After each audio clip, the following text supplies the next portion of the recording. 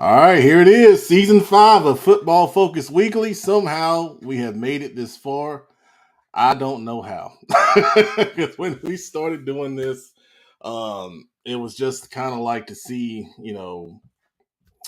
how long this could go. And, some people started this thing with us. Some people have moved on. Some people have still been around for a long time. And, I'm just glad to still be here promoting high school football, highlighting a lot of kids, giving people around high school football a platform uh, to kind of expose everything that they do, whether they're a player, a coach, a fan. This show is for you. So, welcome to Football Focus Weekly Season 5. If you don't know me, I'm the pet man, Matt Morrow, and behind Charlotte Football Insiders, that's what the CFI stands for. And we're going to have a good time. We're going to have a good time tonight. Independence head coach DJ Mcfadden will join us around 8 o'clock. We'll be talking about Gaston County and Cleveland County football later on in the show.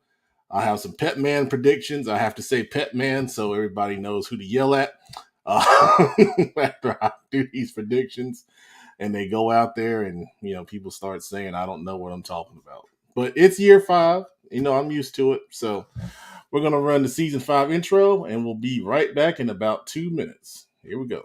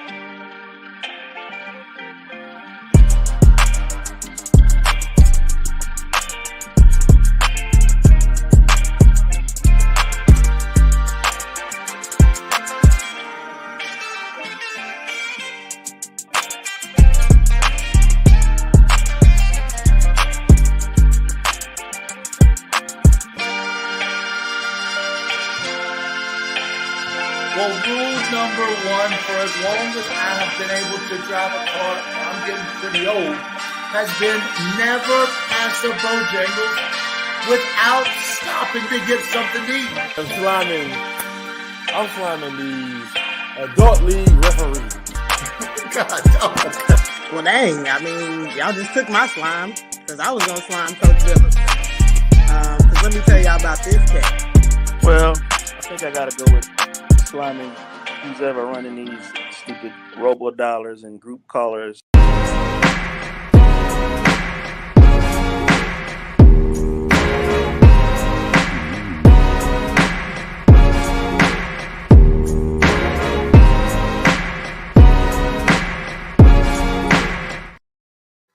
All right, there it is. Season 5 intro. Had to throw a little thing in there for the Queen, Cherie. We still miss her. And, I really wanted to make sure that, she is a part of this because she was a part of really getting this thing started initially so many years ago, back even with the Carolina varsity days. So, rest in peace, Cherie. We love you. And then had to showcase a little bit of slime time, which you'll see later on in the show. One of our favorite segments. And at the end, we took that picture at the end of the HBCU Carolina Showcase. Those are some of the top performing kids. And we really just want to say thank you once again for all of your support and being here and watching the night throughout the year. So that being said, we're gonna bring on a lot of people because we have a lot of people joining us this year, and it's really exciting. So I'm just gonna bring them on, and then we're gonna kind of go down the line and let them talk a little bit. But I want you to see their lovely faces; they look so good. First, we'll start with Coach Robert Washington, who's going to be a part of the show this year. Then the infamous Big I Shelby, who's back once again in season 5. The producer, Brandon Black, back in season 5. Yes, sir. And of course, the engine, Kenneth McClamrock, back in season 5. What's up, man? And What's going welcoming on, man? Jamal Fowler, notorious on Facebook and High School Football Talk page. We are glad to have his expertise and wisdom here.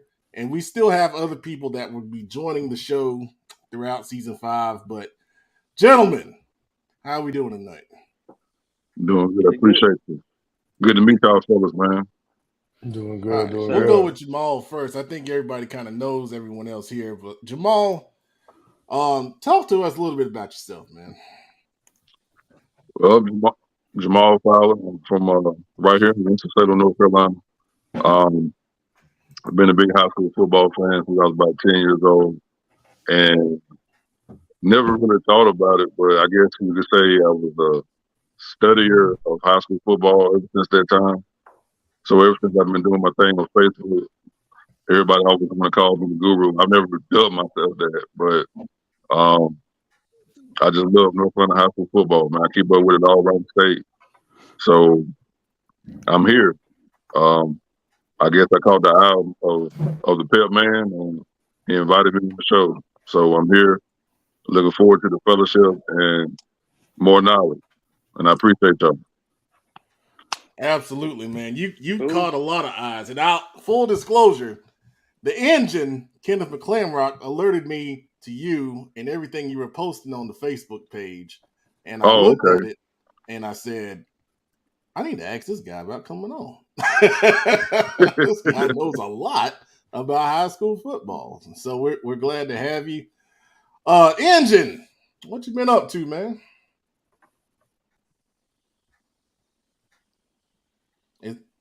Is he frozen? Am I losing you guys? Oh, well, I hear you, but I don't see you moving. Can you hear me? Slideshow. I hear you, but you're not moving. Take what we can get. Season 5. We'll put him back. Too many kids on the Wi-Fi. Yeah. We're off to a great start.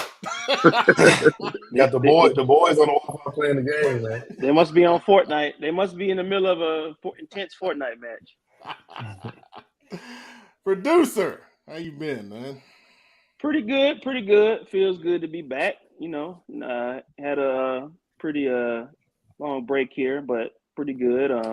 Doing my usual. You know, I go to work, I go to the gym, and you know, that's me. That's what I do. So, but good to be back, man. Try to be consistent. Season 5. That time flies, man. Wow. Just remember it was season 1. Remember we was first couple of shows and we were just trying to figure out what to do and what people wanted to see. And now 5 seasons in, man, feels good. Yes, sir, man. It's crazy. It's crazy how we used to record in the West Boulevard Library. Get kicked out of the library for making too much noise. Now we got this beautiful platform here. All right.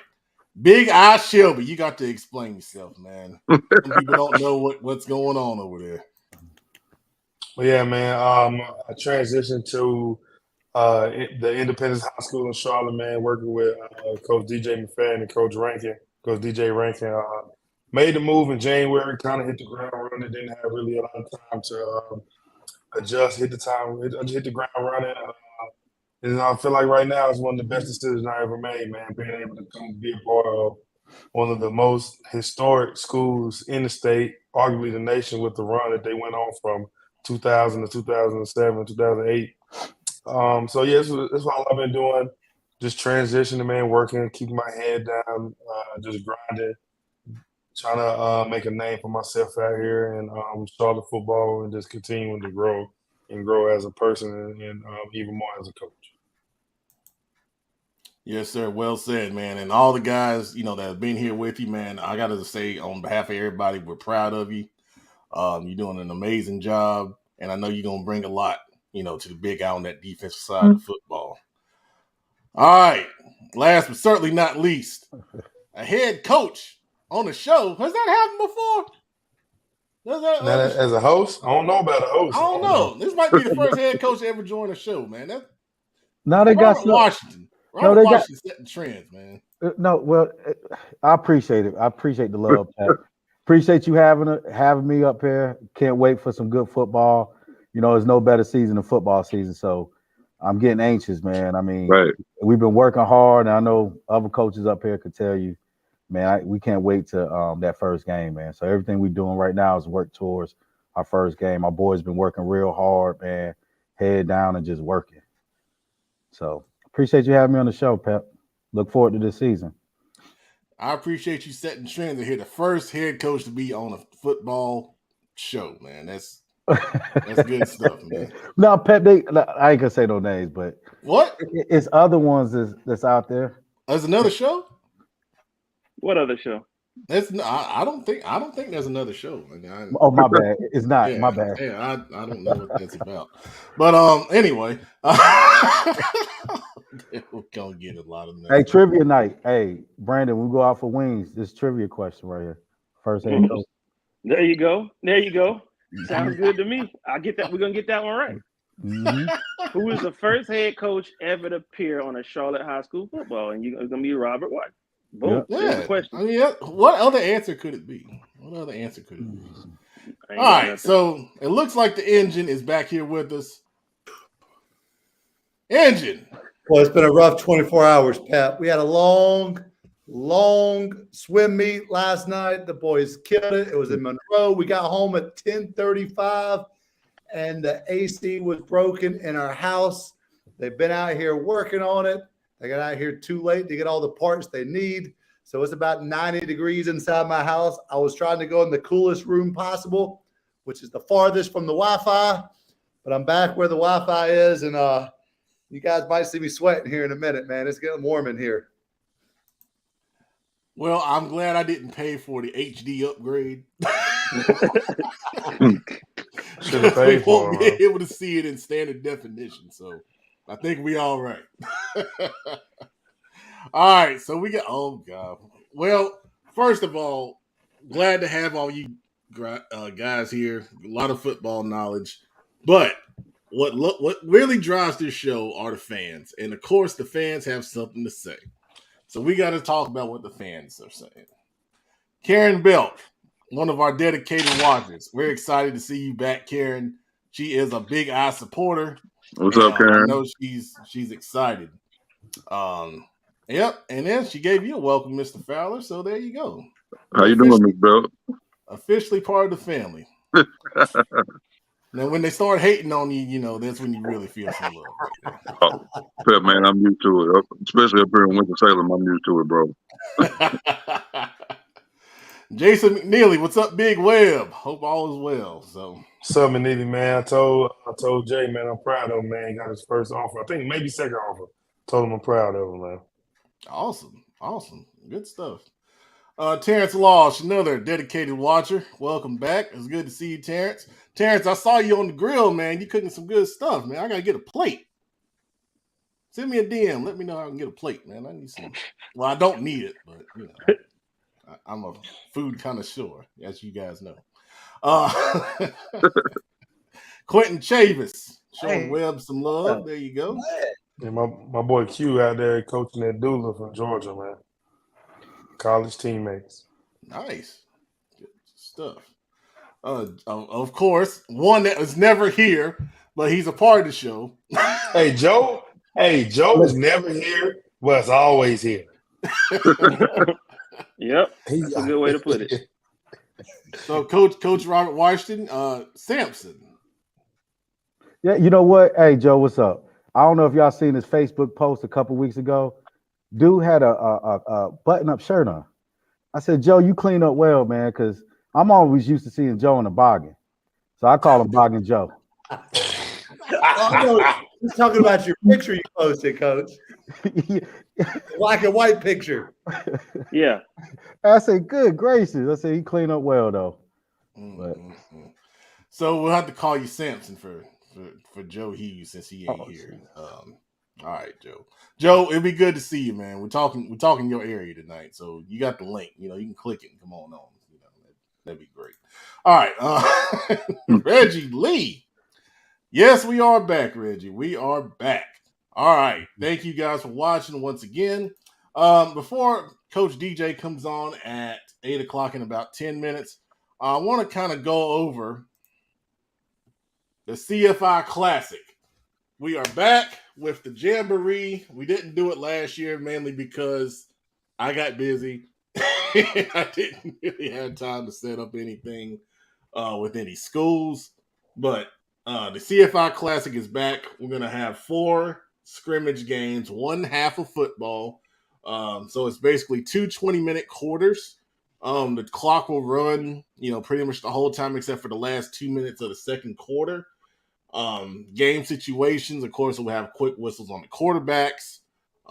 Kicking game won't be live unless both teams, agree to do it.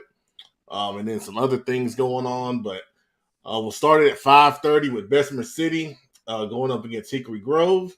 6:30, I'm really excited for this one, Berry versus Harding. If you don't know, and most people watching probably don't know because you don't keep up with Berry and Harding football, the Battle of Allegheny will not be played this year. Harding moved to a 3A, 4A combo conference, and because of that, they did not have a spot to work out a game with Berry.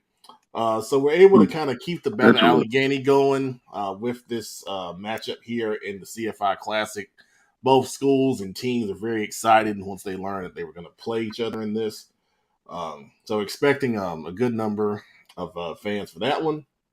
And then at 7:30, North Mac and West Forsyth will get it on. A lot of people that when we posted this said this was the best matchup. And Jamal, I'm gonna ask you. You're in Winston-Salem. What do you think about West Forsyth this year? That's going to be one of my surprises this year. They returned a lot of people from last year's team. I know a lot of people might look at their record and might not view it as a good record, but you got to understand they played a tough schedule last year. They started out slow, but they got right in conference and actually lost a couple games they should have won in conference. So they returned everybody. Quarterback come back. They got 3 D1s on the line in the trenches. So I'm expecting that's one of my surprises coming up from up here this year. Okay. All right, cool. I know they got a really good running back up there. He did really well at one of our showcases. Oh, yeah. And and he had a really big season last year as a junior. So, but North Mac's not a slouch either. There's a lot of talent, a lot of young talent on that team. Excited to see those guys in action. And then, of course, we'll finish up with a nice matchup between Parkwood and Rocky River. Coach Mobley taking over at Parkwood in his first season. There's a lot of excitement behind the program there. And then, of course, Coach Hernandez and Rocky River, the home team, should have a lot of supporters out there behind those guys as well. Just general thoughts, guys. What do you think about the CFI Classic here? I'll start it off. Okay. It's excited to see Gaston County getting some love. Definitely Gaston County, I feel like we get slept on, but we got a lot of good talent in this county. Bessemer City, shout out to Coach Shane Short, Coach Creed. They're doing a phenomenal job of re-energizing that culture there, helping kids get to college and trying to do it the right way. So shout out to them. So what sticks out to me, I love to see, because a lot of people, I coach 1A, so I'm a little biased, but a lot of people think we don't play real football in 1A. And we do, we just got lesser numbers. That's all it is. But exactly. We work just as hard as anybody else, if not harder, because we're not always, we can't go 2 and 3 deep in our depth chart. We get an injury, then we got to improvise. But that definitely stuck out to me. So shout out to all the 1As out there in Gaston County. Let's get it. All right, go ahead. Who else had a comment? I had no idea that Barry and Harding was a rival. I was going to hit up that same exact game, man. The Bessemer City, Hickory Grove. Hickory Grove had a great season last year with Coach Balcom. They're returning a lot of guys, so this is an opportunity for them to get in front of people, man, versus a reemerging team in Vesper City, like Coach was just talking about. And then, of course, man, I'm always going to show love to my North Met guys. Man, excited about that North Met West Forsyth. I think there are going to be some heavy hitters in that game, some big boys. It's a great tune-up game for both of those schools who play extremely tough schedules. So those are the two games I'm really excited about, Pep. All right, excellent. Jamal, what was your comment again? I was gonna comment on that Berry versus Harding. Me being familiar with Charlotte, I had no idea that was a rival. Yeah, so it's called the Battle of Allegheny. Coach Emmanuel McRae, who was the defensive coordinator for the state championship team in 2017, chiming in, says he will definitely be there. Harding will always be home. Yeah, it's a big rivalry for those two schools. I know in the grand scheme of things, I'm a realist. Now, both of those schools have kind of struggled ever since Harding came off of that state championship, but it's on the same street. They're literally like, what would you say? Less about than a half mile a mile? apart. I'd say Really? half a mile. Yeah, maybe It's up a maybe half a yeah. mile. Maybe Wow. half a mile. Okay, Yeah. I didn't know that. You literally go through basically one traffic light in an intersection and you're there. So yeah, you can walk there in a few minutes to the other school. I don't know of any rivalry where they're that close to each other. But Wow. I'm glad I was able to get it scheduled here, at least to keep some semblance to that going, and hopefully some retooling can happen to get that back in a regular season. But to kind of keep it alive at least for a little bit. I'm sure the energy will be there. Trust me. Well, The we energy is actually have a going to be rivalry there. in Winston-Salem like that. And Coach Washington, you're familiar with these teams, Carver and Winston-Salem Prep. Mm-hmm. Yeah, two good programs. Yeah, they're literally. It might not be. I say probably 10 minutes apart on the same street. Now that's one I didn't know. Yeah. Well, it just started a couple of years ago when Carver went down to 1A. It's mainly been a basketball rivalry because Winston Prep has only had a football program, I think, going on 10 years now, and they've never played in football until Carver dropped down. Got you. Yeah. Oh yeah. I just wanted to touch on Parkwood for a second. I was gonna say just congratulations to my guy Sam Mobley.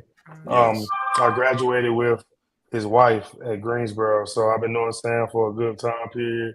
And man, I think he's the youngest head coach in the state. I think Wow. Sam might be 25, 26. Dang. Wow. All right, so I think that's a great job of him. I can't wait to see what him and his guys do. I know he had a great playing career there, had a good career at Catawba, had a chance to play in the I forgot what league it was, the league that they came out with not too long ago. I think the Rock ran, the one the Rock took over. The XFL? Yeah, he got to go in the XFL for a little bit, if I'm not mistaken. So yeah, so that's great for him. I'm so proud of him, man. And I hope Parkwood does big things on this team. Yeah, absolutely. Once we talked to Coach Mobley when he took over, he was excited about being a part of the Jamboree, and I know they're going to go out there and really bring the best that they got, man. Let's see, we had a couple more comments to come in before we get to Coach McFadden right there. Let's see here. Oh, there he is, chat administrator, best chat administrator in the Southeast, doesn't miss a show. And of course, we mentioned nothing about Mooresville, but he got to bring it up. He says Mooresville football, something fun up here. Almost that time. Yeah, Mooresville. We'll get to Mooresville in a couple weeks. I promise you, just hang in there. We got a lot of areas to cover. Tonight's Gaston and Cleveland. We're gonna get there. I promise you. Terrence Losh again, Barry and Harding over the years have had some incredible athletes go to the next level. Absolutely. Lots of tradition at the schools and supporting junior leagues through the years. I'll tell you something I tell guys all the time. Barry has some of the most talent in Charlotte. I mean, Really? It's a fact. You look at you'd be amazed if you look at some guys that have gone on to different schools and gone on to play college football. They started at Barry. Yep. They started at Barry. I I'll tell had you. no idea. I'll just give you one. Javon Gwynn, who just got drafted by the Atlanta Falcons offensive lineman, played at Harding, started at Barry.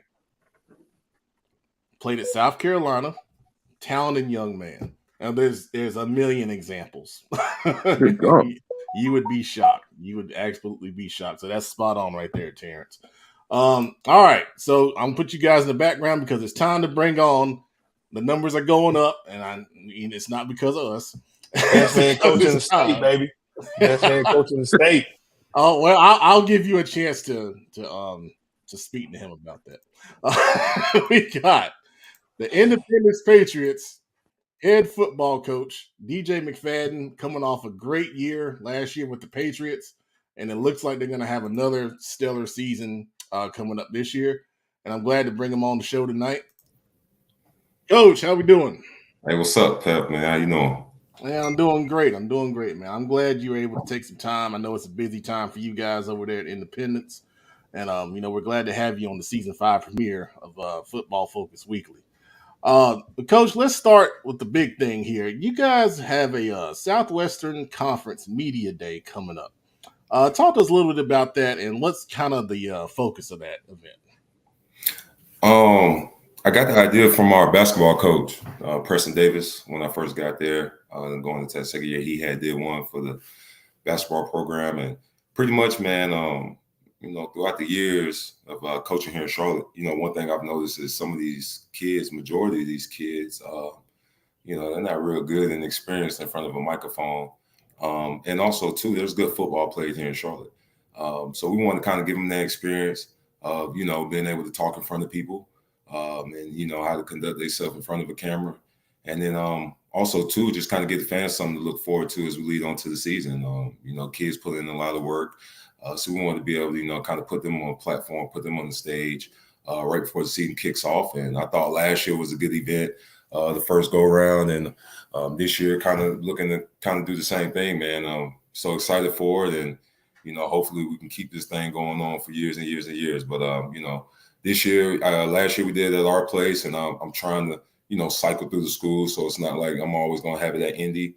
So this year we'll have it at Providence, man. So good thing is all the coaches in the conference kind of have bought into it and kind of look forward to it. And, I think we got a kind of good thing going and kind of setting the blueprint for, other conference or other conferences to do it, or, even if, CMS as a whole took over and just did a big one. But I think we kind of set the mold for it. Absolutely. So, Coach, for those media outlets that may not be aware, when is it going to happen? Yeah, so we'll do it this year. It'll be Thursday, July 27th at 2 o'clock, 2:30 at 2:30. And it'll be at Providence. And pretty much how we'll set it up, I'll kind of randomly decide, how the teams go in order. Each team will come up to the podium and with the head coach and, 3 to 4 players, and we'll give each team 10 minutes of media time. And at that time, we ask the media to come with some questions prepared for each team. And I'll release the kids that are going to be there as well, too. That way, the media kind of knows that I kind of help them prepare their questions and whatnot. So July 27th, 2 o'clock at Providence High School. All right. Well, I'll tell you right now, and I already told you, Charlotte Football Insiders will be there. And I'll try to ask good questions. I did all right last year. You always do, bro. You always do, man. I appreciate that. Coach, let's talk about last year real quick. You guys kind of had a breakout season, had a lot of success, made a deep playoff run. What do you feel is the key for you guys to kind of replicate what you did last year once again this year? Yeah, you know what I'm saying? I talk to my team all the time about the expectations. This team right here has done absolutely nothing, and they've already got more expectations than the team last year. Pretty much, man, we got to kind of keep the same blueprint that we've had since I've been there, which is just go to work and try to win each day by day. We're not really trying to look too far ahead and try to win those days right now. Right now, we're just focused on what's in front of us, trying to be where our feet are, and make sure we're getting 3% better every day.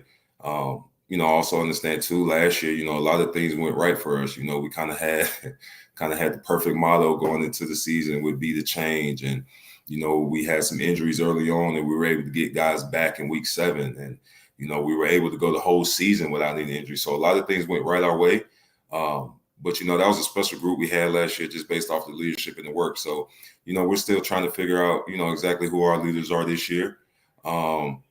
But I think the kids are working hard. They kind of understand what's at stake. And now that they've had a taste of it, of what that playoff football is like and been able to kind of play deep into the playoffs, they're hungry and they're working. And as coaches, we try to make sure that we don't let them get comfortable.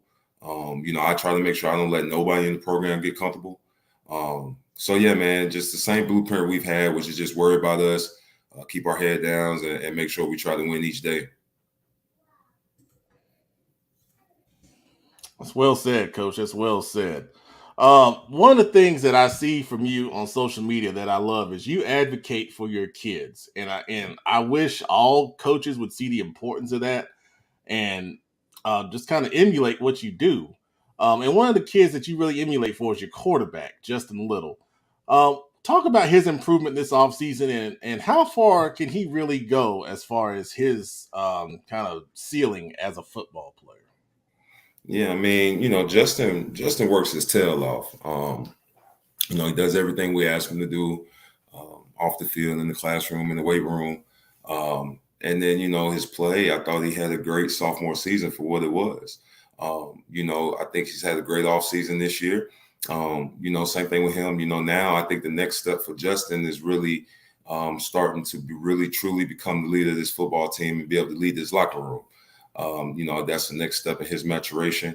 Kind of still trying to find his swag a little bit, and just overall confidence of who he is and his talent level.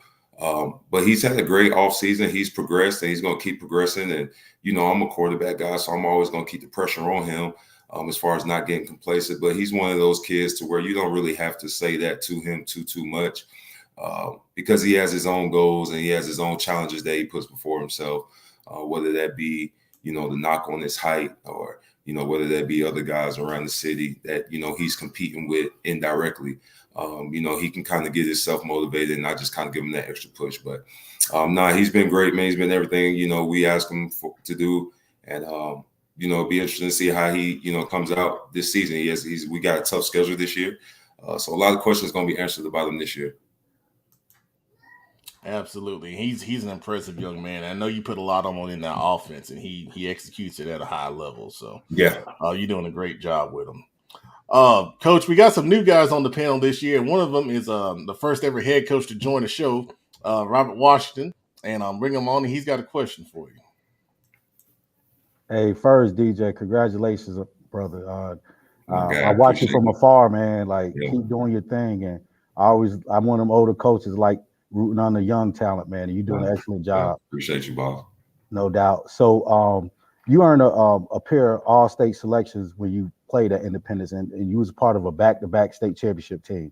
What does it mean to you to come back to where you've done a lot of stuff to work to get those guys to where you guys was at one point? Yeah, I mean, it's always special when you played at the school and walked the hallways and practice on the same practice field and, all that stuff, man. So for me, it does hit different. It still teachers there that worked there when I was there and whatnot, man. So the support that I've gotten from staff, admin, community, it's been great, man. And, this was a good feel this year. I will say that now that the year's over and it's in the past and it really don't mean nothing, I can kind of, look back and say this year was pretty cool. To do what we did and kind of get that old Independence feel back in that stadium. And, we scored a lot of points. So to hear the cannon boom every 5 minutes was cool, man. And, you really saw that Mid-Hill got back into it and that was Wake Forest. But, I can't sit here and dwell on that too long because, we got to get ready to turn around and try to do it again. But it's been an honor to, have my opportunity to lead the program, man. And I think it's my duty to make sure I put my all into it each and every day, man. All right. Hey, do you ever catch that itch? Get out there and show them how to run some drills? They can't. I tell Justin all the time, he can't throw it better than me. I'm throwing it, so I get out there one throw a day. I had to throw it the day I about threw my arm out. But, hey, be careful. You get older. Got a little bit, though. No doubt. That's my question. Appreciate it, Pat. Appreciate you, Coach. Good stuff, Rob. Good stuff. All right, Coach, I'm going to bring on another guy that I guess you know a little bit. And he said he asks you questions all the time, and he's a part of your staff now. And I'm glad you allowed him to come back on the show. I was a little worried about I was saying, what is he calling himself now? Well, I'll just let him explain. There it is. Look, I've been wanting to say this. I've been holding this too, man. I love it. I've been holding this too. But when it comes to like trying to put big in front of your school name, we know where it started. Yeah, that is true. That is very You true. know what I'm saying? So, but that's my dog though. I agree. Now, I don't have no questions, but I will publicly say I do feel like this is the best head coach in the state of North Carolina. Just to see him work put the grind in every day, walking in the office, his 6:15, his daughter's in there with him. He's staying there late hours, putting in work, going to do different things, man. So, I will personally say I do want to appreciate you for even giving me the opportunity to even wear the colors that you wore once before. Nah, no doubt, bro. You've been a pleasure to have, man. Glad to have you with us, dog, for real. So we're gonna grind this thing out some more though. We got a lot more work to do. Mm-hmm. All right, Big Eye Shelby, we appreciate that, man. Big Eye Shelby, that's too. I'll let y'all address that in the coach's office because I know how that goes. Yeah. But last question for you, Coach.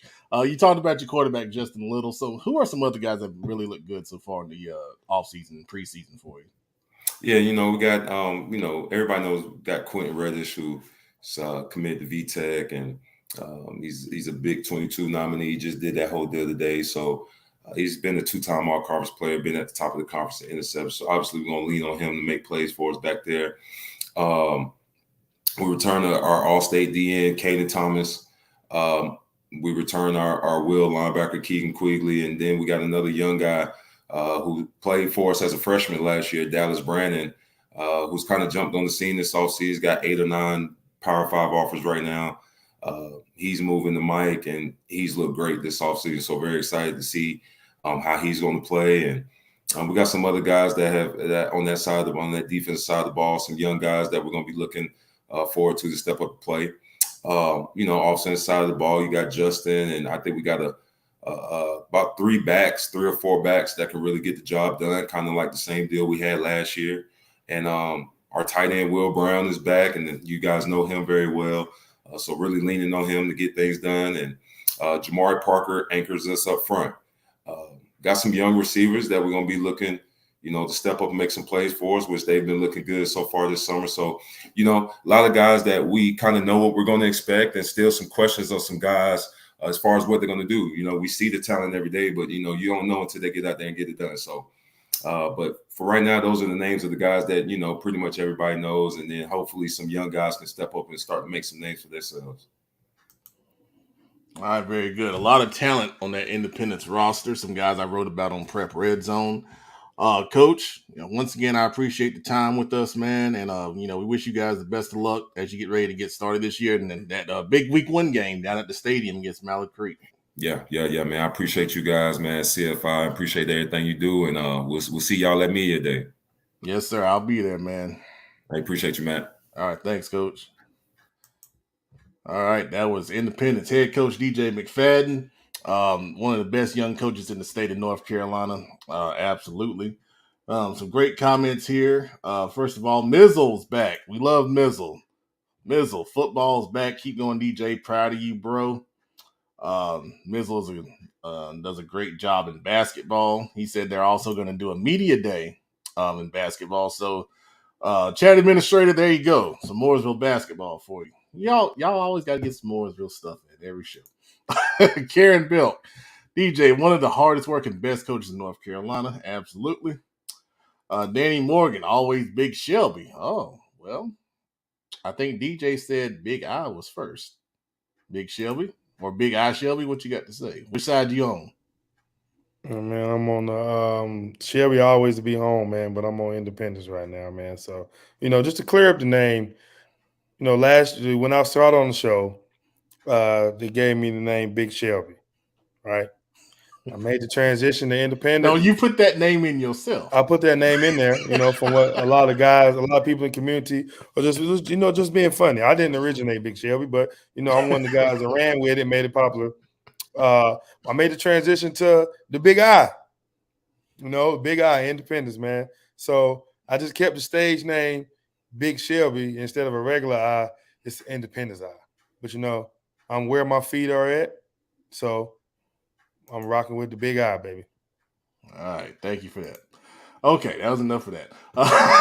Karen Belk going to be there to see every game I can, and hope all the Independence community will. And she'll put the word out on social media to the Mint Hill area. Karen Belk, dedicated Independence fan, dedicated watcher of Football Focus Weekly. All right, so I'm going to bring everybody back because now it's time for a little bit of controversy because we are going to do the first. Oh, what happened, Ken? Ken? Oh, I don't. Kids on the Wi-Fi, man. That Fortnite, man. I'm home alone. Everybody's gone. It's 90 degrees in this house. Well, all right.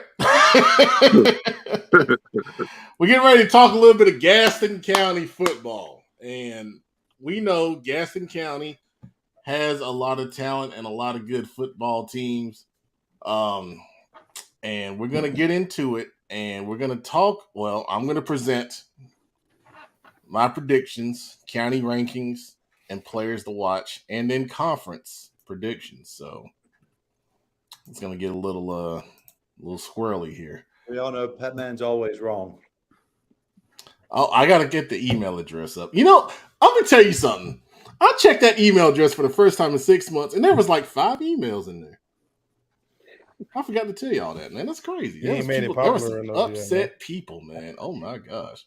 So, I have to work on that. But, wait a minute. Make sure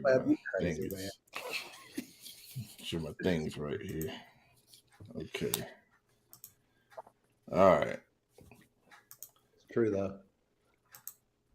So I'm going to share this. Okay. Now, these are the Gaston County preseason rankings. Full rankings. We're going to try to do full rankings this year for the counties. So, Jamal, just so you know, I think everybody else knows that we do county rankings throughout the season. Okay. And if you want to throw some in for Forsyth and those counties up there, you feel free to do that. We'll put them on here. We'll talk about them. Okay. But, this is the Gaston County full rankings. I think I got all the teams. Robert, did I get all the teams? Yeah, that look about right. Okay. You want me to do it tonight or next week? Next week. Okay. All right. I got them tonight if you need me, but now I'll wait next week. I got you.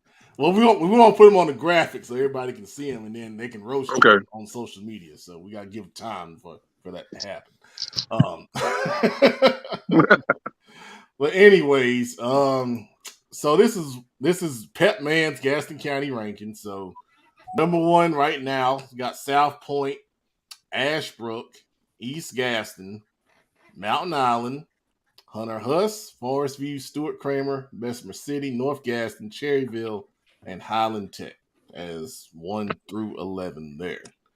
And Joe, I wrote this for you, Joe, because this is gonna be your time to shine, but you ain't here, so I'll go to Rob. Rob, what do you think? I mean, I think it's a good list because if you're looking at number 1, I mean, South Point is kings of Gaston County. We got to admit that. Until they crown Ashbrook. I think Ashbrook is going to be a sleeper. Ashbrook is going to surprise a lot of people this year. I think Ashbrook, they got a lot of talent, man, and they got a Gordon kid, running back over there, phenomenal athlete, man. Watch out for that kid. East Gaston is a sleeper. I think they got a great coaching staff. They've been slowly but surely building it the right way, building their JV, because their JV been good for the last couple of years. So you should start seeing that talent that spills over to varsity. So East Gaston is definitely on the rise. Mountain Island, of course, we taking a day at a time, work first. We love the rankings and stuff. We love to be ranked that high, but at the same time, man, we just still working, man. We're a work in progress. Hunter Huss, Forest View, Stuart Kramer, those are all good programs. Bessemer City, we talked about them earlier. North Gaston, Cherryville, Highland Tech. I think with Forest View could actually be a little higher, potentially. I think they're always well coached. Coach Mellon does a phenomenal job. He's been doing a phenomenal job for years. I think he's probably one of the highest tender coaches in Gaston County. So he always has talent there. Hunter Huss with Coach Randy Thompson. they're gonna run through a big raw for Coach Thompson. I mean, he's a phenomenal person, great motivator, great coach. Stuart Kramer, I know Stuart Kramer with Coach Ben McMillan, Coach Putnam over there. They're always, I mean, from a coaching standpoint, they do a phenomenal job, and they're gonna coach their boys up. Bessemer City, North Gaston. I think the coach at North Gaston, Rothwell. Hopefully I pronounced it correctly. But again, he's doing the same way Coach Short is doing at Bessemer City. They're building, changing their culture. Kids are going to college. You got a couple kids. I think his name is Trayvon Boone. Look out for this DB Yes. over at. I mean, phenomenal kid. You got came to our camp. Yeah, hey, the kid can ball.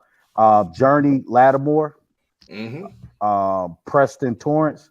I mean, these kids can play. And that's why I made a statement earlier, like with Gaston County. I'm glad we're doing a preview because Gaston County is in between Charlotte and Cleveland County, right? So you know it's talent down here in these woods, man. I mean, it's some phenomenal players that get overlooked for whatever reason, but those three kids I named, they can absolutely play. We played them on the 7-on-7, and they went both ways. And I was like, wow. I said, I text Coach James from Ashbrook, and I said, man, North Gaston got some talent. So they should. It's nothing but up to go for that program. Cherryville, I haven't seen much of Cherryville, but Coach Tim Pruitt do a phenomenal job at Cherryville. And Cherryville's a little off the grid, so people, don't have a lot of access to it. But anybody that know anything about Gaston County, they know that Tim does a phenomenal job as far as with his program and coaching his boys up.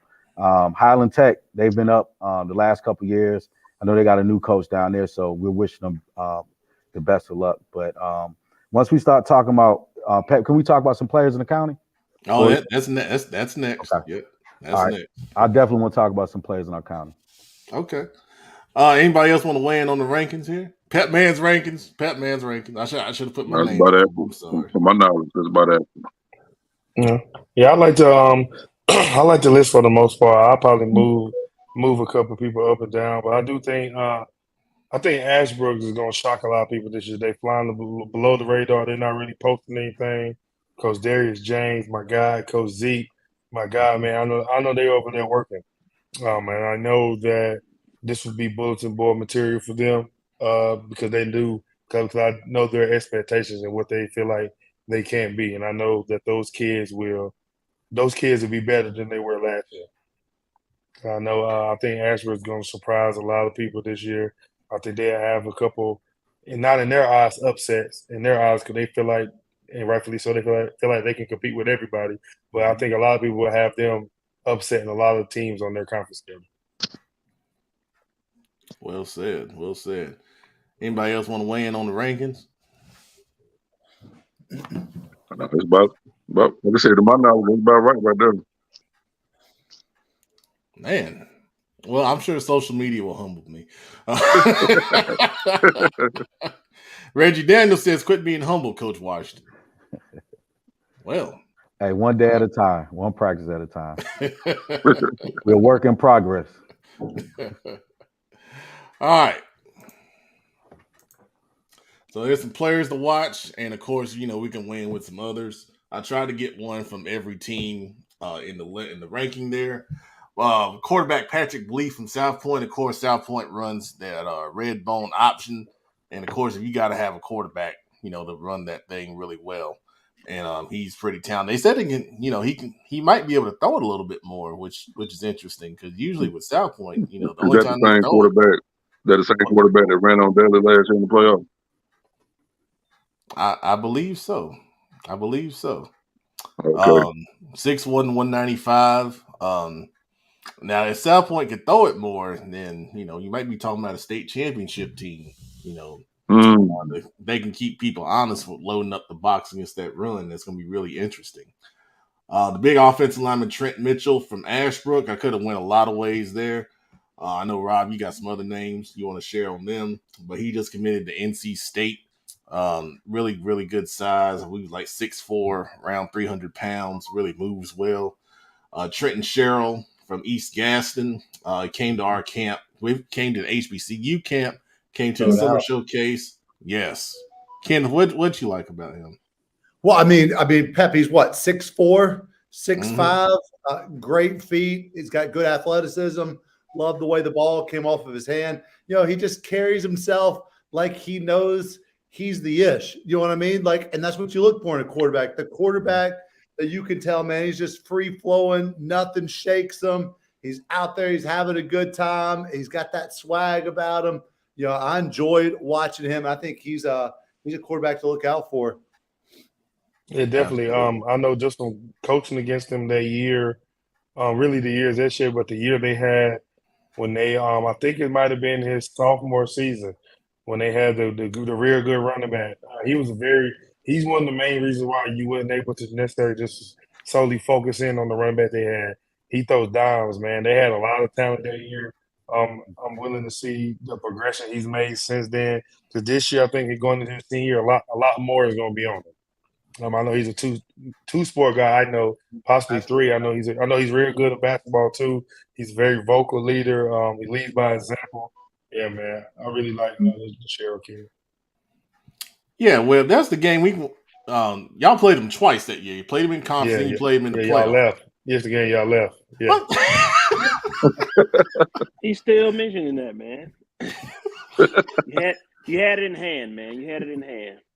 Nah, man. I told my kids all week they're gonna get interviews, man. Have we not taken care of those kids since then? I don't know, man. I'm at a different environment now, man. I got to focus on these guys. Man, go ahead, man. See, we would have stayed. You would have gave us liver mush sandwiches. We talked about this. They was in the concession stands, man.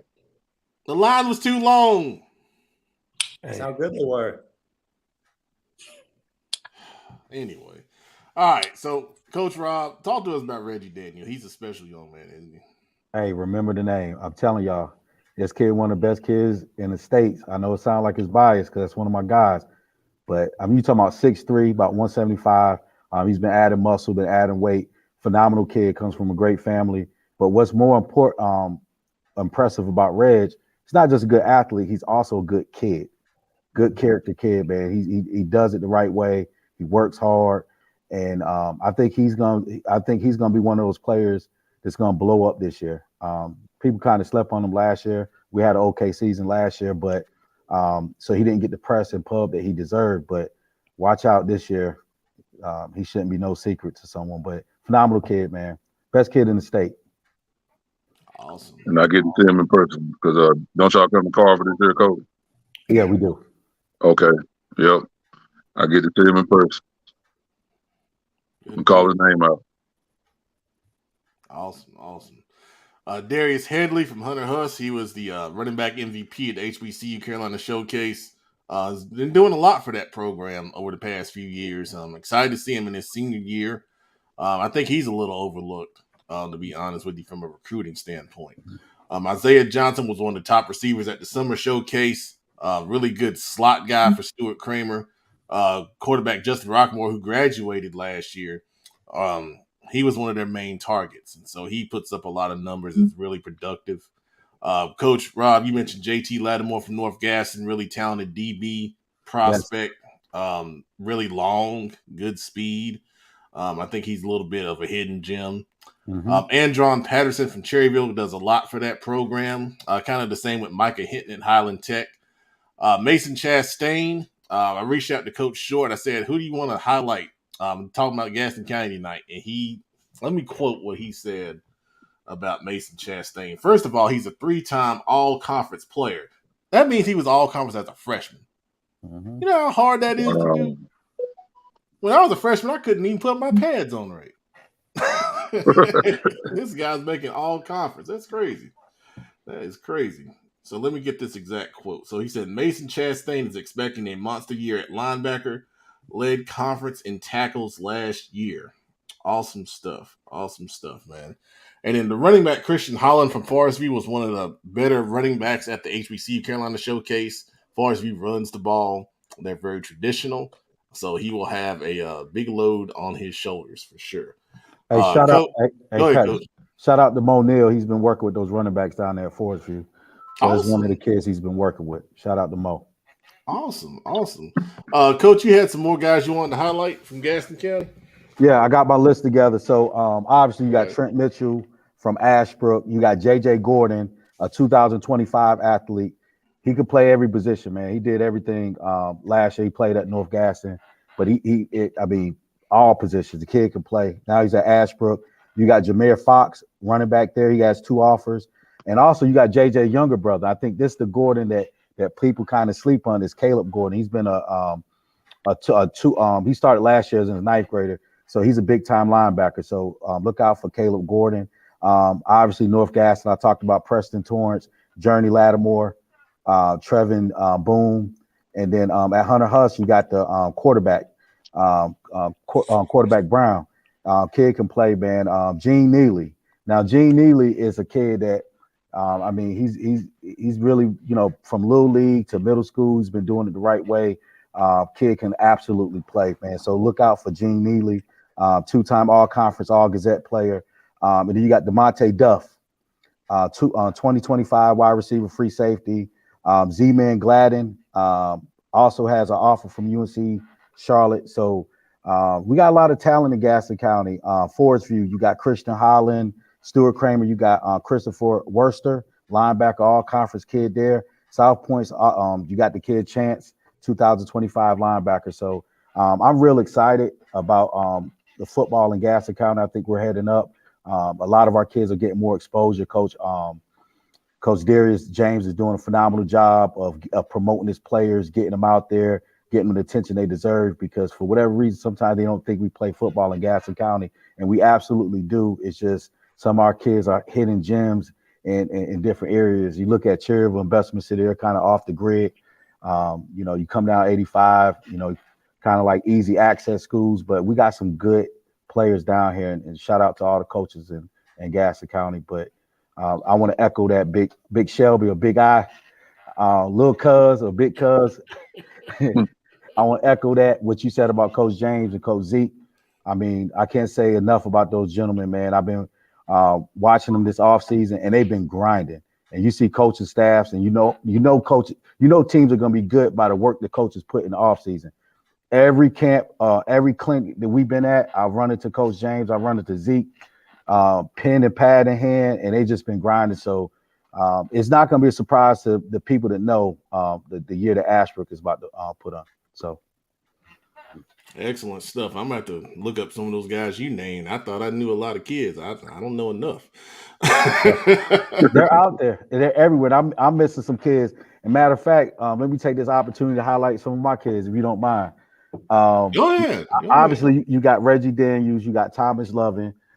Thomas Lovin is an athlete, man, phenomenal kid, man. Started playing football in 9th grade, but he absolutely transformed his body, man. This kid is going to be a big-time impact player for us. He's picked up a lot of offers. You got Kyle Washington, that's a linebacker. You got Cam Outing, Jamarcus Boyd, that's offensive line, defensive lineman. You got Reese Johnson. Reese Johnson is a kid, Pep, that's just like Reggie Daniels, but he's 6'2", 185, kid can play. You got a kid named Josh Moses, Tanner Baxter, my punter, Caleb Murray, Justice Washington, Jason Forsythe, Nathan Lyles, Alex Warren, and Aiden Bornhauser. So those are my guys. I want to shout out my crew, man, and anybody I didn't name, man, hey, make me say your name. Stand out. Oh, there it is. There it is. Jason Forsythe won one of the top running back awards at the Summer Showcase. Yes. Very, very good young man. Good player. And Pat, he's a better linebacker. I mean, he could do it both. Oh, man. Yeah, man. He's a thumper. Awesome. Good stuff right there. I want to quote one of the things you also said there, Coach Rob. You said you guys play football in Gaston County. A wise man once said, we play football in Cabarrus County too. So now we got to add Gaston County to that as well. Yep. I don't know who said that. Wise man, Pep. That guy right there. All right. All right, so that's Gaston County. So, Webb, I need you to tag your Cleveland County people because we're getting ready to talk Cleveland County football. And I got a feeling that they're going to have a lot to say because they always have a lot to say. So here we go. There we go. All right. Cleveland County football. Please preseason rankings Dang, Shelby 4? Only 4 teams in Cleveland County that play football. We got this Pep Man's. Let me say that again. This is Pep Man's Cleveland County football ranking. So you bring all the smoke to me. I'm used to it. I might have to replace that 1 and 2 right there, brother. You want me to comment on this? Yeah. We live, yeah. I'll say The number's about to go up. what I would do, if I'm being completely honest. Now this is gonna be crazy coming from me. Gonna be crazy coming from me. But I will say, all you got to do, in my personal opinion, switch 2 and 1, 4 and 3. I will tell you right now. Okay. Crest, I agree. Crest, it's so crazy for me to say this, but Crest is going to be one of the hardest teams to beat. They are returning every single athlete on offense and in the back end on defense. I think front line. Kings Mountain has their defense coming back, but Kings Mountain has to replace their whole offense for the most part. For the most part, you lose a critical position. I think at quarterback, you still got some receivers. I think, but Crest probably will have the best offense on paper. I agree. Yeah, and based off the production last year, you got Javaris Green, superb athlete, receiver, picking up tons of off. I think he's committing, if not this week or next week. Their sleeper receiver is my guy. Oh my God, I just lost his name. Malachi. Yeah. Please do not think when you play Crest, all you have to worry about is Javaris Green. If you put your second best DB on Malachi, he will destroy them. Then you got AJ Adams out there who somebody has to have a linebacker checking AJ, or you got to go to a 4-2-5. Crest athletes, man, are going to be superb. They was led by they started 2 freshmen in the back end, Pluto Surratt and Lyric Pettis at safety. The 2 corners are still going to be good. AJ Adams plays corner. Then I think Marion Brooks is the other corner. Marion is like 6'2", 6'3" right now. Last time I seen him. What about Quavette? Quavette McCray transferred over from Shelby. He's gonna be. I don't know his role on the defense yet. I haven't really spoke to those guys about what he's gonna be able to do. My God, man, one of my favorite players of all time, Cam Anderson, made the switch over to Crest. I think he's gonna play a little rover, a little safety. Crest is gonna be loaded, man. Now I'm not really sure about what they're gonna have up front offensively. I haven't really focused on. I haven't really seen nothing, but Crest is gonna be tough. Kings Mountain has a lot to prove this year. Kings Mountain they've been knocking at the door the last 4 or 5 years. But I always tell people, if Kings Mountain is ever going to win a state championship, they're going to have to dethrone Crest. Because they have to see Crest every year. They got to see Crest every year. And Shelby and Burns, we got to see each other every year. Burns lost a lot. Defensively and offensively. The quarterback's returning. Ben Mooney's returning. So it's always a plus to have the quarterback coming back. I think that one of the Surratt boys, if they have an athlete there. My guys at Shelby, man, I know they working.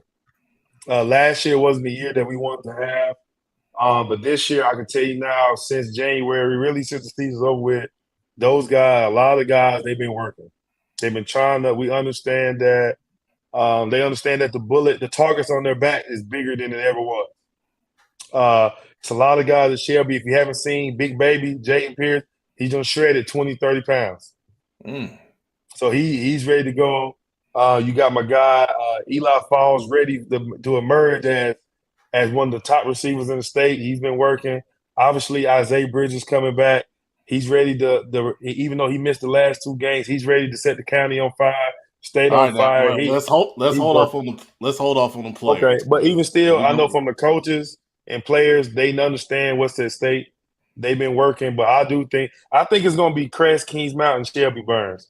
I think by the end of the year, really the first game is going to tell a lot. I think Shelby's going to be ready to go against Kings Mountain. I think that first game is going to tell a lot about how Cleveland County is going to go. But I think, personally, I think Crest is going to be the team to beat. Who's going to be Who's going to replace Jalen Lee, coach? We have Land Farmer. Land is Did y'all hear that? Sorry, I say we. We. When I say we, Wow. I'm from Shelby. When I say we, I'm from Shelby. Shelby's my second favorite team now. Shelby's my second favorite team. They have Land Farmer now, sophomore. Land's about 6'2", 6'3", stocky kid. Land's gonna be ready to go by that time. Coach Emery, the OC, is gonna have him ready to go. The team is rallying around him. I get to see Kings Mountain Friday at the Power Race 707 because Independence we play them, so that'll be my first look at Kings Mountain this year. But yeah, man, Shelby's gonna be they're gonna be ready to go. Really good, really good. Jamal, you got anything you want to add on the rankings there? I agree with everything he said.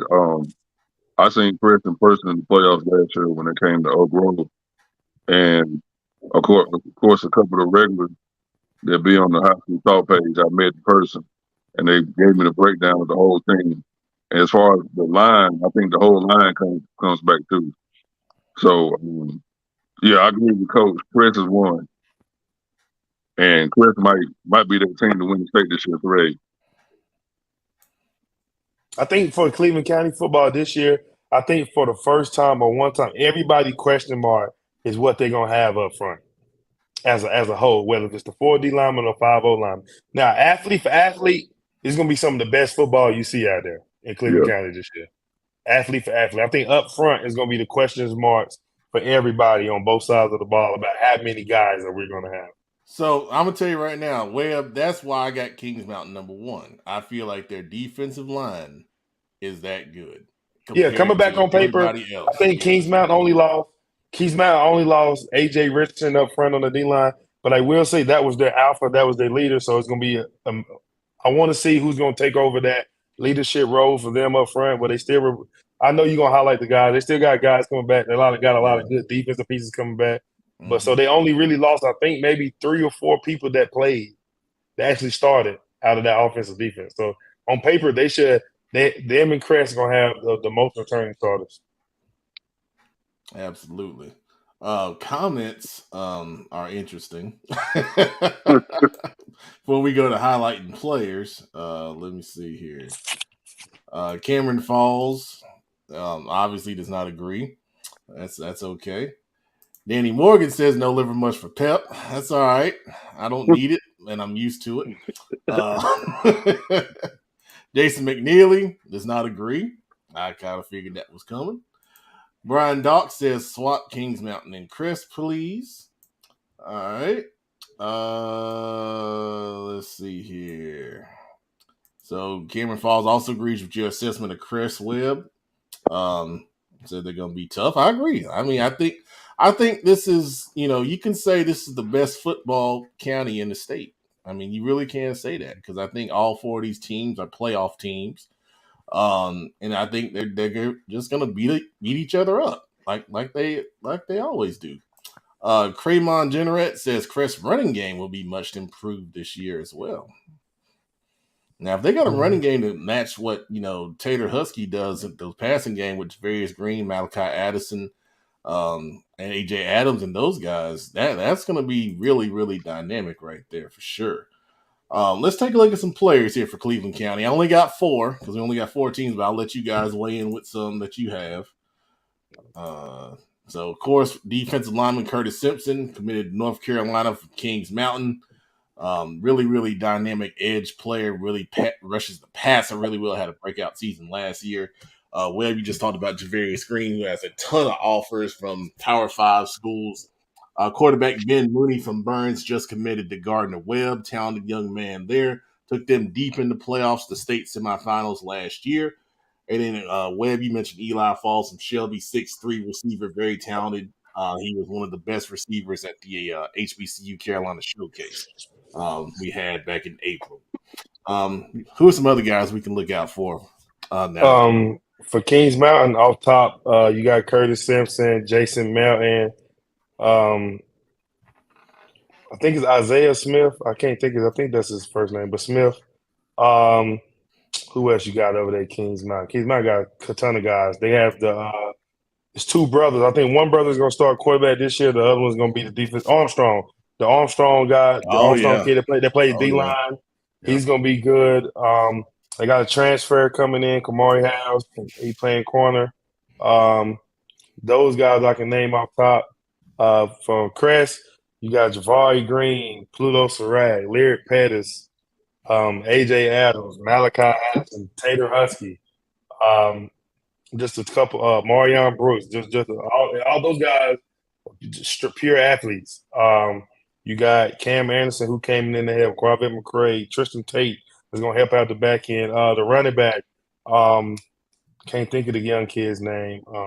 He started running back for him last year. I believe he might have been a sophomore, if I'm not mistaken. Sophomore, maybe junior. Real good running back. He's gotten even better going into this year. Shelby, you got Eli Falls, you got Isaiah Bridges, Camden Gill, Jaden Pierce, Drew Hollifield. You're gonna have Jay McNeely on the Another D line. Hollifield? Yeah, Jay McNeely. You got Isaiah White. You got not Isaiah, CJ White. Now I apologize. Quarterback Land. You got Land. Running back Jalen Tate.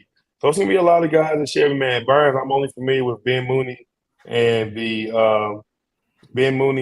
athlete. I think him and his brother's name are kind of the same, but it's a rap boy. Yeah, Aiden Carson, running back from Crest. He started, I believe, last year as a sophomore.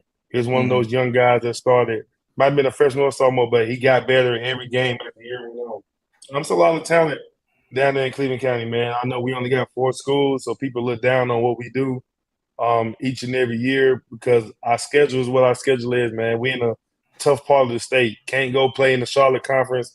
We can't go play in Asheville, so we got to play pretty much whoever's around.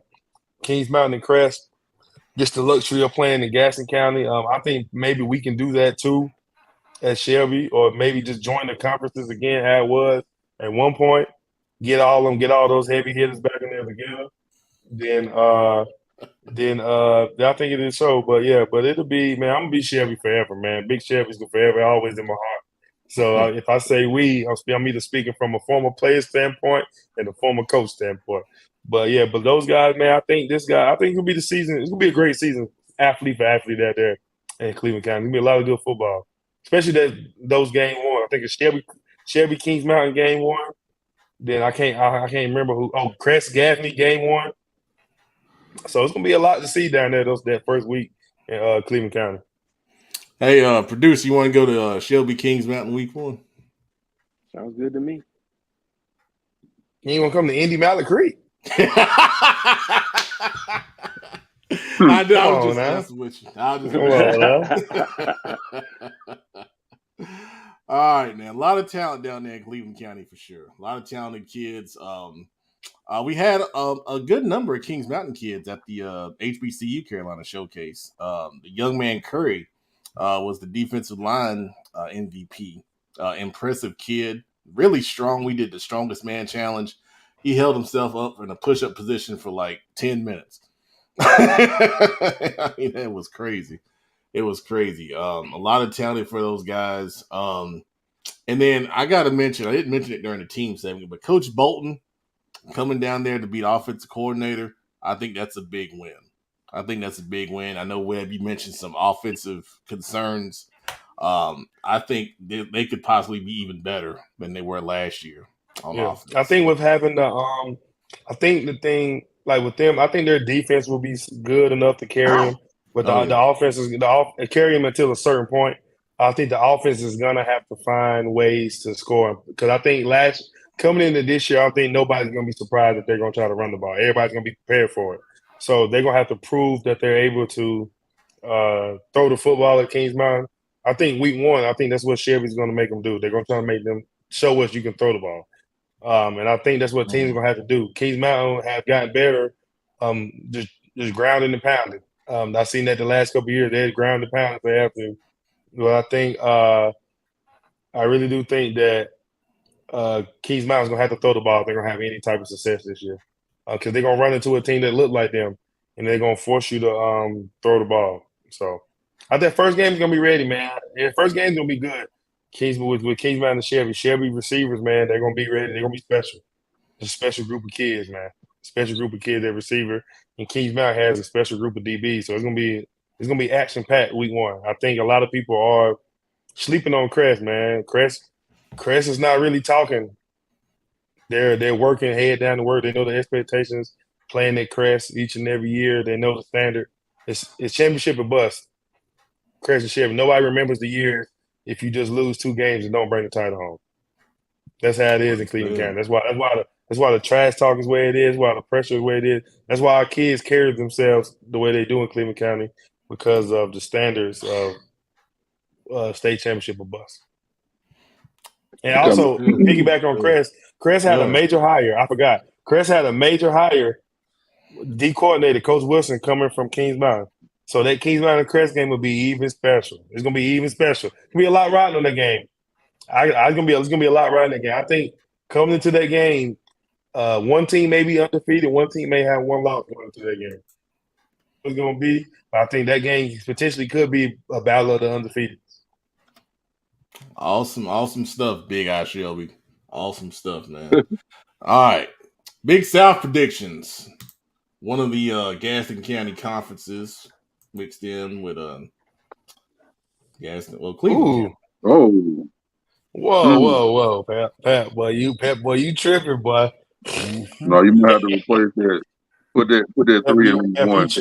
Pep, you tripping, Pep. Put that 3 in 1, Pep. Hey, my Big South. I'm gonna give you my top 3. I'm gonna go Crest number 1, Kings Mountain number 2, Ashbrook 3.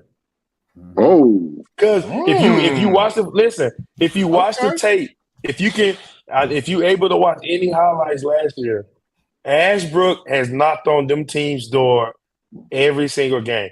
The game they play offense, they possibly can't get a stop. The game they stopping everybody, they can't score. I think this is the year Ashbrook's gonna put all that together, and it's gonna be dogfights playing Ashbrook.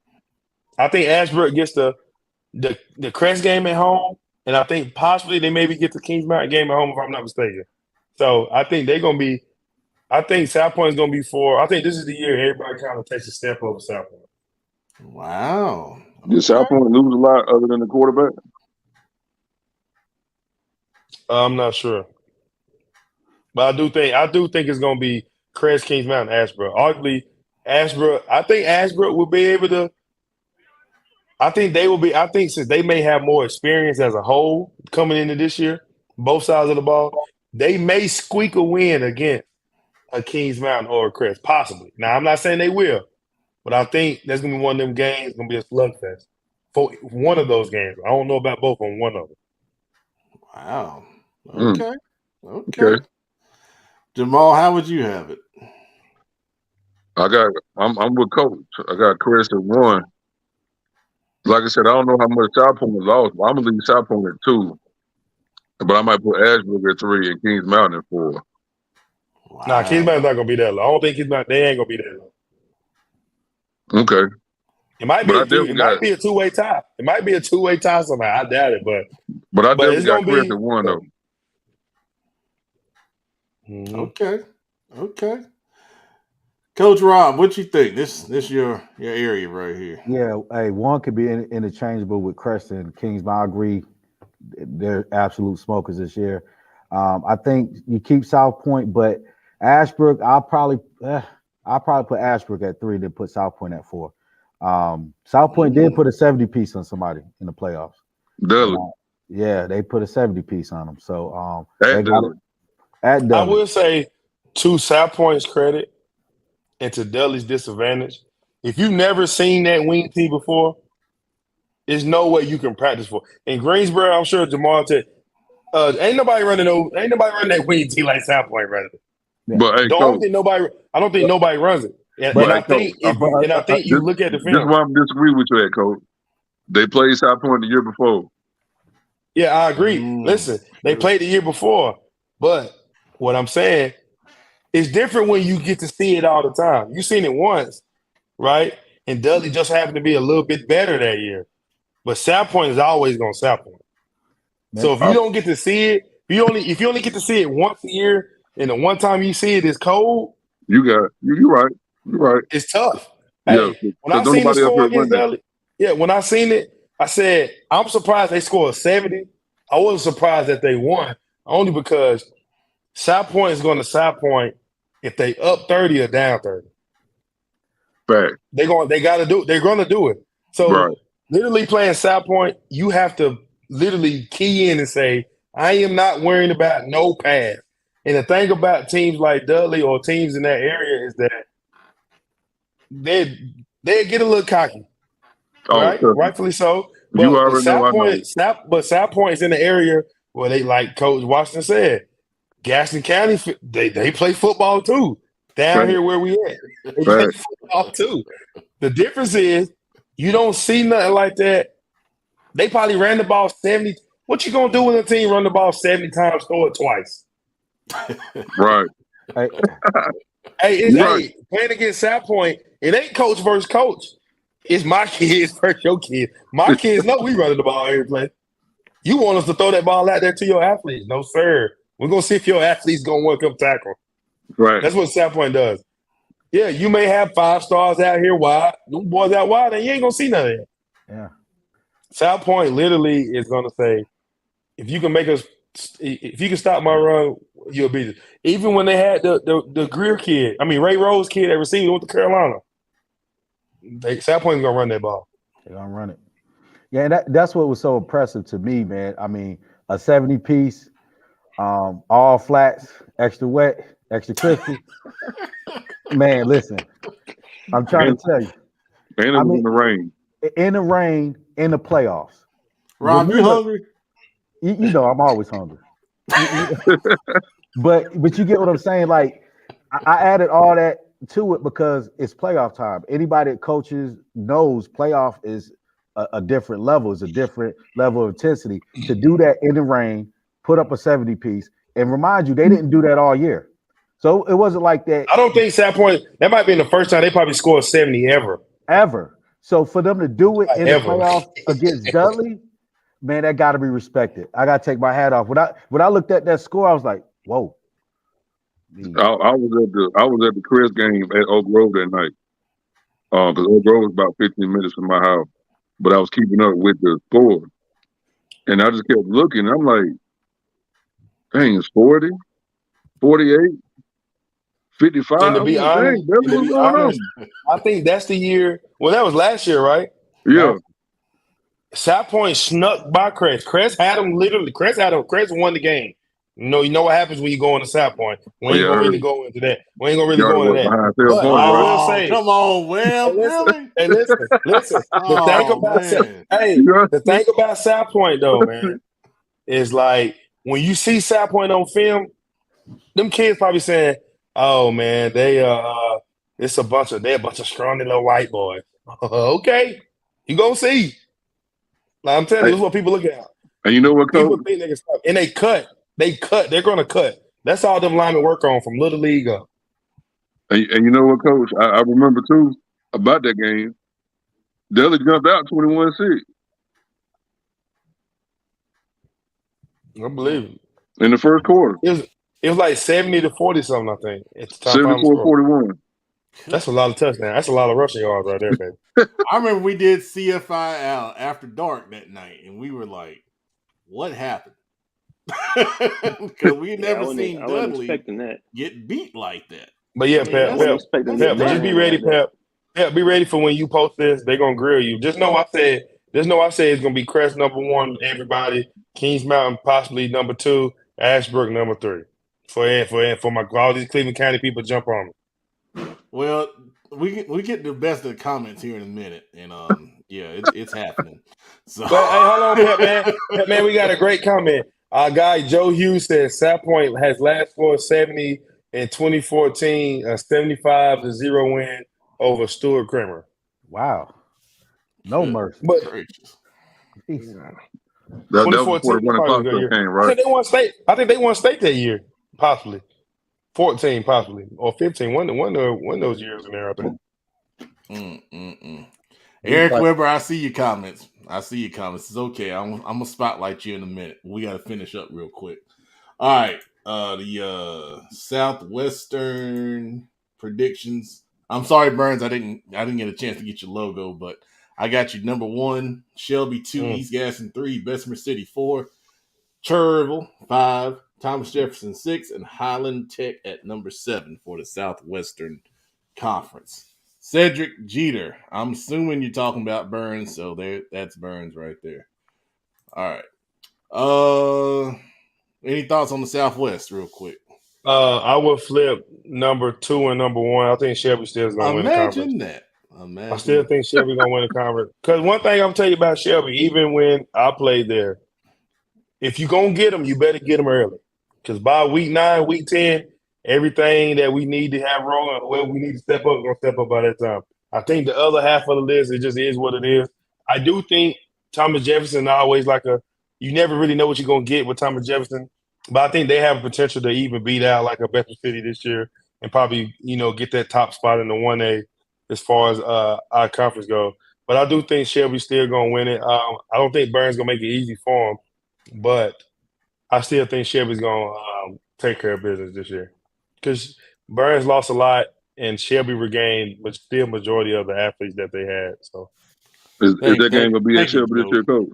Yeah, it says that game is at Shelby this year. Okay, yeah, I got to go on the lines with number 1 then. Southern Piedmont 1A, 2A, not Southwestern. I was looking at something else. My bad there. But I forgot Burns does that on the players a while. I forgot about my guy Mookie over there at Burns.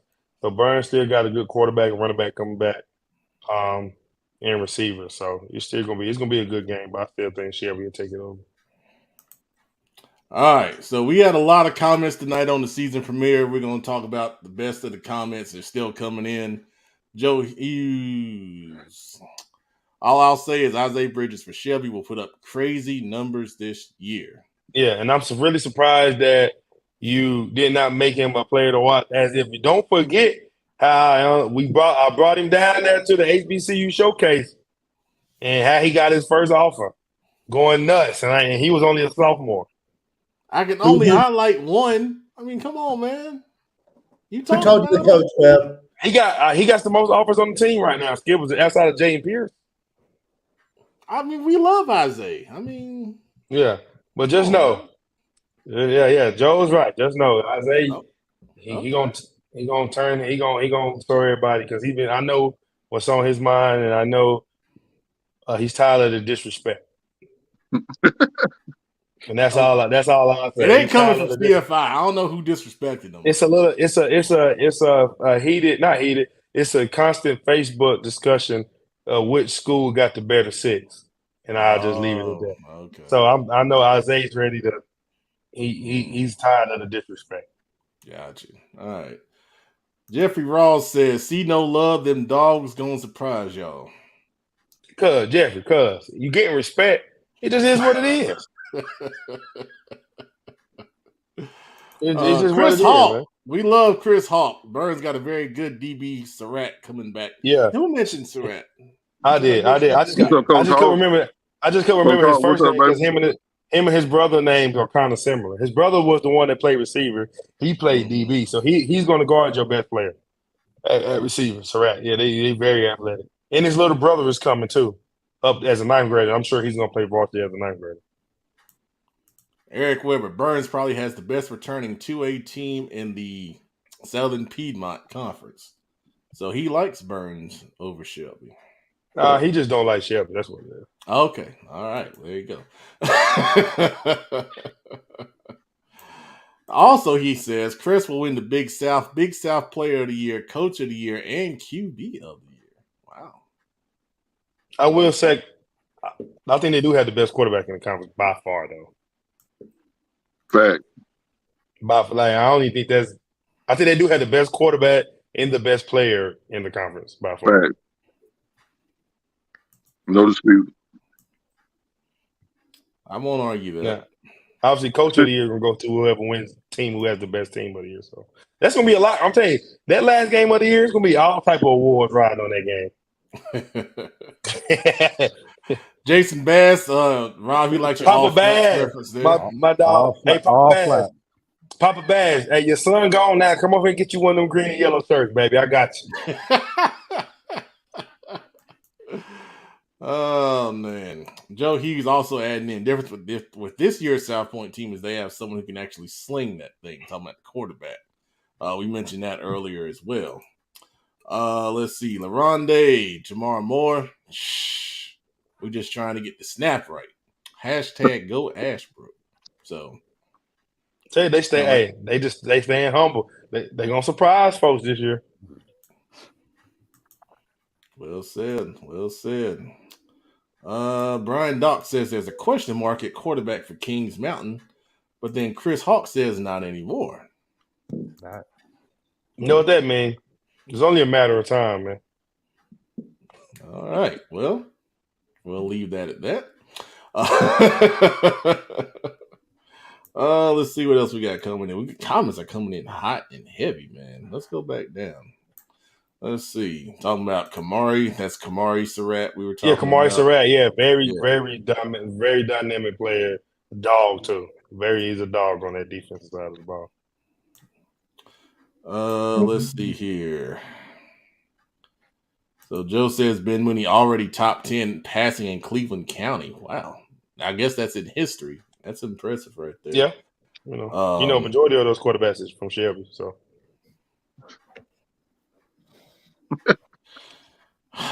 We almost to slime time, guys. If you don't have an idea for slime time, I think you got some material you can use there. All right. So, that being said, that was the best of the comments, but now it's been a long time. The bucket has been filled up, dumped out, refilled, and it's overflowing. And if you don't know what it is, the host of Slime Time will let you know what's about to happen. But now, it is that time to slime with your favorite host, not me. All right, Pep, you know what time it is, man. We have been gone for far too long. There's far too much crap that's happened since the last time we were live, the most influential prep football internet show on the entire East Coast. And you know what? Let's start with our two new men. Jamal, man, who you sliming on tonight? Gotta get my water in, baby.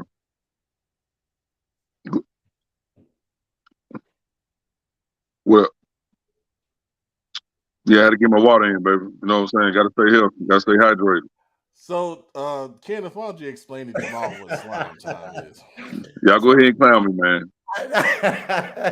We're with you, man. So on slime time, you call out somebody, something that's just gotten underneath your nerves. Like, for example, Matt Rule was a popular slime time subject the last couple of years. Somebody, something that happened to you. Jamal, we're going to come back to you, man, because we're going to go to our dude over there on Patriots Drive, Big Webb. Who you sliming on tonight, man? You know what's crazy, man? I almost forgot about slime time, and the perfect slime popped in my mind yesterday when I got to my parents' house, man. I was listening to the news, and it said something about a woman, a parent, whose kid been missing for 8 years, and the kid was in the house the whole time. I mean, how in the world can you report your child missing? And they said the kid, come out to find out the kid was in the house the whole time. Now, I don't know what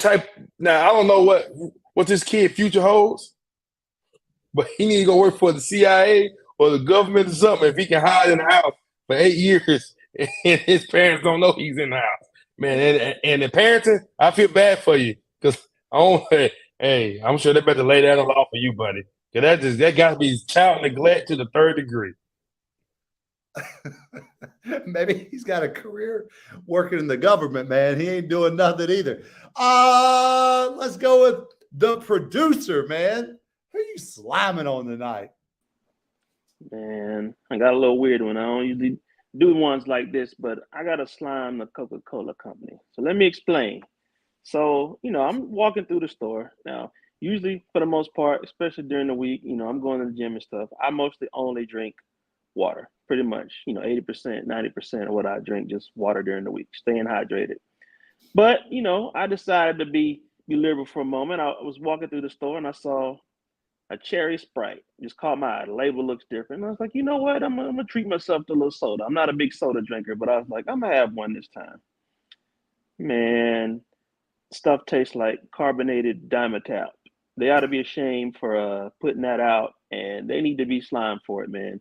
If you never tried a cherry Sprite, don't bother. Save your money. Probably took about 3 steps, and then in the trash it went. So I'm sliming Coca-Cola for ever thinking they should release something like that. I'm out. Man, I try to drink water. I got my thing of water right now. I think I've had 5 sun drops today, producer. Man, the sun drop, the cheer one. I got a whole refrigerator filled downstairs, about probably 200 soft drinks right now, and I'm just going through them as fast as I can do it. But that cherry Sprite sounds awful to me. Coach Washington, man, welcome to Slime Time. Who are you sliming on tonight? My beloved Charlotte Hornets for picking, for picking the best fit and not the best player. Obviously, if you draft in that high, you want to get the best player. And what I find a coincidence in the whole situation is the best player went to Portland. If you remember the 85 draft, what did they use at the 85 draft? We got Clyde Drexler, so we're gonna go with the best pick and pick Sam Bowie. How did that turn out for the Portland Trail Blazers? You pick the best player at that pick and you let it work itself out. Portland did the same thing. They had Damian Lillard, but they wanted to get some butts in those stands. And I think it's really big. We got LaMelo and we had Scoot. I mean, people are going to come. I'm tired of going to a Hornet game just to go and see the visiting players. I want to go there and see our players. So that's my slime. Michael Jordan and the Charlotte Hornets. Another popular subject of Slime Time, the Charlotte Hornets over the years. Now, come on, Coach, man. Brandon Miller had a good game last night. It was garbage time. I mean, did you see the other Summer League game? And I'm not going to overreact. Let me not do that. I saw him play against Victor. What was that, game 2? Yeah, he had a good game. You know what? Let me not overreact. I think he's going to be a good player. This is no knock on Brandon Miller. I think but we're trying to get excited. This Buzz City, baby. We want to put butts in the seats. I want to bring my kids there again, not just to see LeBron and players out. And you play that game, you go and see somebody they load managing and stuff like that. I want to get excited about Charlotte Hornet players. And no knock on Brandon, he's going to be a great player. But I think Scoot would have made the city electrifying. Him and LaMelo. True that. I feel it. Hep. Who are you sliming on tonight, man? I have waited so long for this. Oh. And when this happened, I said, I'm going to save this for Slime Time. I was going to make a post on Facebook and tag him on Twitter like we used to do. And I might just have to do this again. So Popeyes, if you don't know, has these wonderful ghost pepper wings. They're so good. They have replaced for me KFC's hot wings, who they got rid of. And it was a terrible decision. I've been in a KFC Facebook page and it has been an outrage. But I went to Popeyes for lunch and I want to get a few ghost pepper wings for lunch. So I pull up there and I said, okay, I want to order 6 ghost pepper wings, $5. And I said, can I get a cup of water? And the guy on the mic said, hold on a minute. And I said, okay. And then he said, pull up. Didn't give me a total or anything, just said, pull up. I said, okay, pull up to the window. And he said, okay, I'm not going to charge you for this water. I said, I hope not. It's water. I said, you pay for a soda. I said, I want a courtesy cup of water because these wings are hot. They're spicy. I like spicy food, So the guy's looking around and I'm like, what is this guy doing? So he gives me the wings. I pay for the wings and I said, okay, can I get the water? He said, man, they watching me. I said, who's watching you? I said, I just ordered a cup of water. It's free. He's like, nah, man, they want me to charge for the water. But I'm going to hook you up. Just hold on. He goes and walks away.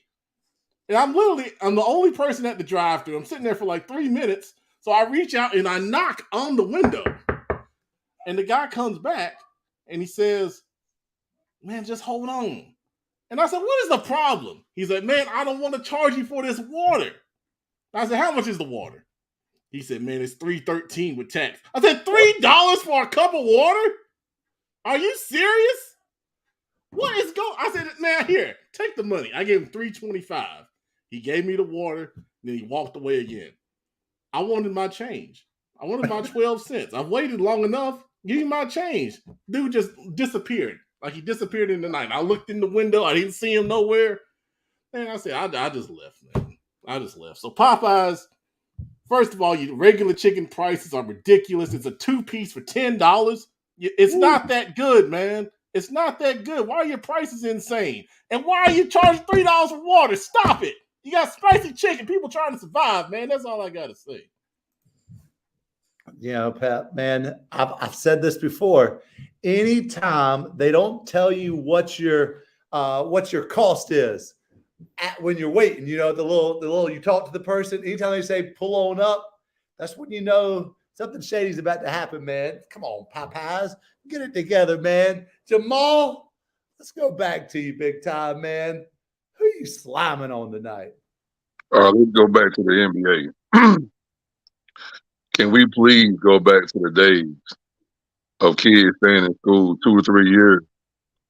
Because this summer league is straight garbage. Straight garbage. No fundamentals. Guys out there wide open.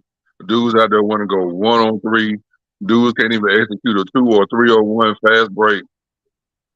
Look, I grew up in the 80s and the early 90s when the quality of play was great for college basketball and they entered in the NBA. We need to go back to those days. Because this right here, what I'm watching, is straight garbage. That's all I got to say.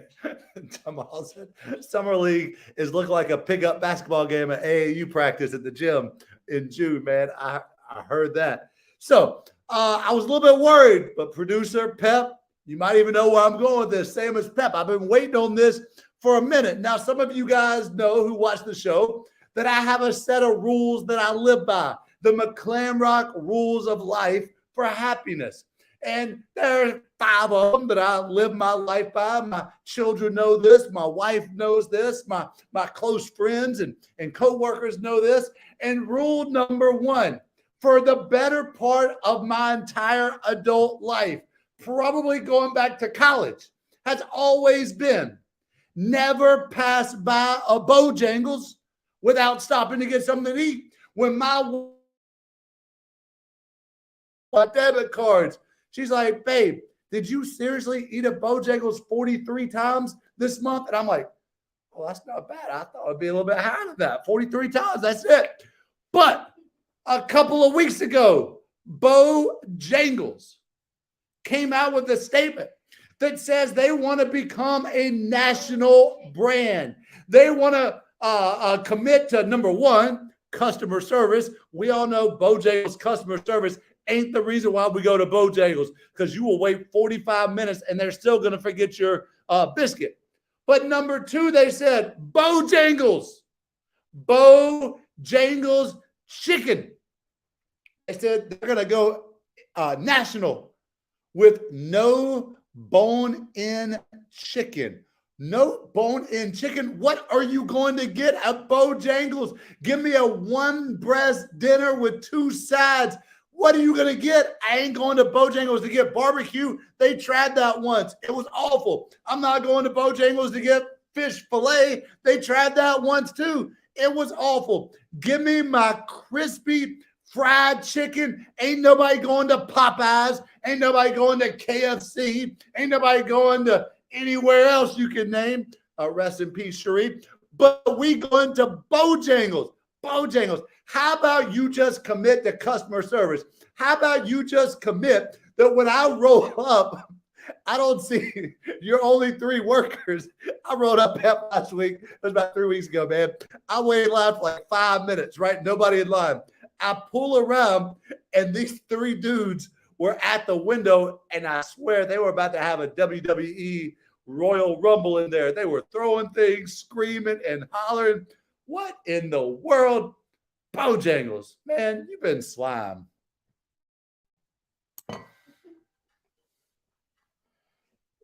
$43 times. I mean, Pep, I mean, I used to work beside the Bojangles, and breakfast. You got the Cajun filet biscuit combo with fries and a cheerwine, no ice, and then Pep, you guys know how to do it, man. I mean, Bojangles, like Maggie's always like, yeah, you probably haven't had Bojangles in like 6 hours. I'm like, I know, I'm starting to get like.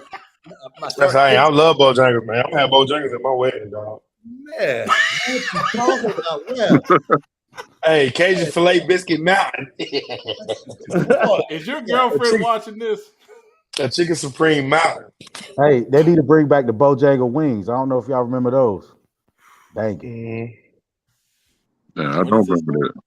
That's bad. Back in the day. Bojangles wings? They had wings. I don't remember that, Coach. Yeah. As those in your archives, Pet Man? They're not in my archives. I have to do some research on them. Yeah. If we had time, I'd go to Google and Okay. try to find it. Well, we know Coach we don't have Washington's time. wing knowledge is probably the only person that you can come close to yours, man. He is a wingatarian, man. Mm-hmm.